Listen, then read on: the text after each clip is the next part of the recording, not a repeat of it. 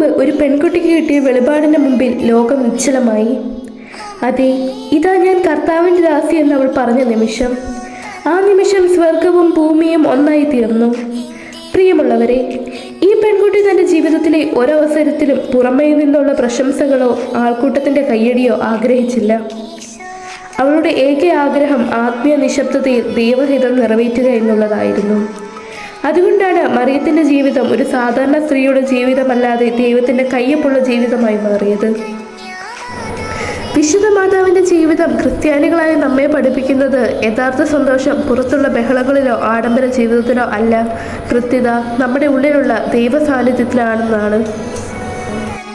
ലോകം അംഗീകാരത്തിനും പ്രശംസയ്ക്കും വേണ്ടി ഓടുമ്പോൾ മറിയം നിശബ്ദമായി ദൈവത്തിൻ്റെ ഇഷ്ടം നിറവേറ്റി. അവളുടെ ജീവിതം ദൈവമഹത്വത്തിനുള്ളതായി തീർന്നു. അമ്മയുടെ ഈ ജനന തിരുനാളിൽ നമുക്കും അവളുടെ ജീവിതം ഒരു മാതൃകയാക്കാം. ജീവിതത്തിൻ്റെ കോലാഹലങ്ങളിൽ നിന്ന് ഒരല്പം മാറി നിന്ന് ഈ ദിവസങ്ങളിൽ നമ്മുടെ മനസ്സിനെയും ദൈവഹിതത്തിനായി ഒരുക്കാം. എൻ്റെ 8 നോമ്പിൻ്റെ 3-ാം ദിവസം ഒരുപാട് നന്ദിയോടെ ഞാൻ ഓർക്കുകയും പ്രാർത്ഥിക്കുകയും ചെയ്യുന്നു.